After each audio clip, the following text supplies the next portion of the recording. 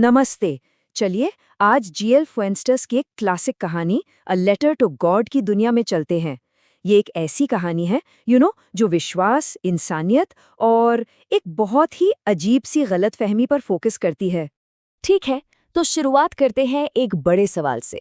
एक ऐसा सवाल जो हमारी कहानी के हीरो लेंचो के लिए पूरा स्टेज सेट कर देगा। बस सोचिए, अगर आपका सब कुछ अचानक से खत्म हो जाए, तो आप उम्मीद के लिए कहाँ देखेंगे, किस पर भरोसा करेंगे? तो सबसे पहले मिलते हैं हमारी कहानी के मेन कैरेक्टर से, एक किसान जिसका नाम है लेंचो। तो लेंचो कौन है? वो एक बहुत ही मेहनती किसान है। एक छोटी सी पहाड़ी पर रहता है और उसकी पूरी की पूरी जिंदगी उसकी फसल पर ही डिपेंड करती है। लेकिन उसकी सबसे खास बात उसका भगवान पर अटूट विश्वास है, ऐसा विश्वास जिसे कोई हिला नहीं सकता।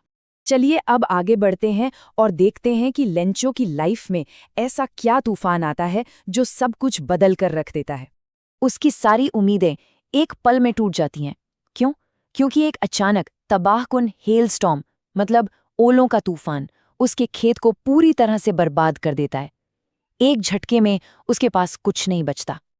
अब इस बेचारगी में लेंचो एक ऐसा काम करता है जिस पर यकीन करना मुश्किल है। वो आखिरी सहारा ढूंढता है और सीधा भगवान को एक लेटर लिखने का फैसला करता है। और उसमें क्या लिखता है कि उसे 100 पेसोस चाहिए ताकि उसका परिवार इस साल बच सके।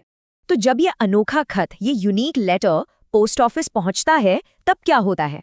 जैसे ही पोस्टमैन को ये लेटर मिलता है, तो वो और पोस्टमास्टर पहले तो इसे देखकर खूब हंसते हैं। ऑफ कोर्स, आखिर भगवान के एड्रेस पर लेटर रोज रोज थोड़ी ना आते हैं। लेकिन हंसी मजाक के बाद पोस्टमास्टर लेंचो के इस अटूट विश्वास से काफी इम्प्रेस हो जाता है। वो सोचता है, वाह, आजकल की दुनिया में ऐसा विश्वास कहाँ मिलता है। अब उसके सामने एक डिलेमा है, क्या इस विश्वास का मजाक उड़ने दे या उसे जिंदा रखने के लिए कुछ करे। और यहाँ पोस्टमास्टर एक कमाल का फैसला लेता है। वो लेंचो के विश्वास को जिंदा रखेगा। ये सिर्फ पैसों की मदद नहीं थी, बल्कि इंसानियत को जिंदा रखने की कोशिश थी। वो अपने सारे एम्प्लॉयज से पैसे इकट्ठा करता है, अपनी सैलरी का भी एक हिस्सा डालता है और सब मिलकर टोटल 70 पेसोस जमा कर पाते हैं।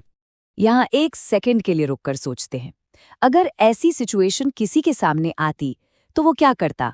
सोचने वाली बात है। क्या कोई भी एक अनजान आदमी के विश्वास के लिए इतनी मेहनत करता?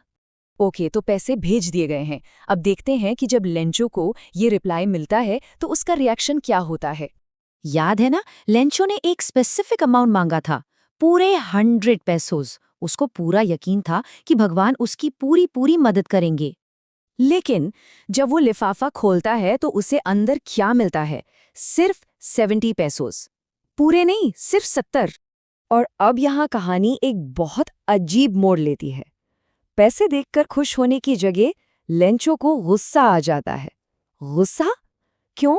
क्योंकि उसके दिमाग में एक बात बिल्कुल साफ थी कि भगवान ना तो कोई गलती कर सकते हैं और ना ही उसकी बात टाल सकते हैं। और इसी के साथ सामने आती है इस कहानी की सबसे बड़ी आयरनी। वो तुरंत एक और लेटर लिखता है और पता है उसमें क्या कहता है? भगवान, बाकी के पैसे भी भेज दो, लेकिन प्लीज इस बार पोस्ट ऑफिस से मत भेजना, क्योंकि ये पोस्ट ऑफिस के लोग तो चोर हैं। जिन लोगों ने उसकी मदद की, उन्हीं को उसने चोर बोल दिया। तो आखिर में सबसे जरूरी बात यह है कि ये पूरी कहानी हमें सिखाती क्या है? What's the real lesson here? देखिए, ये कहानी हमें विश्वास की ताकत तो दिखाती है, पर साथ ही अंधे विश्वास के खतरे के बारे में भी आगाह करती है। लेंचो का विश्वास भगवान में इतना गहरा था कि वो अपने आसपास के इंसानों की अच्छाई को देख ही नहीं पाया। तो इससे हम कुछ इंपॉर्टेंट बातें सीखते हैं।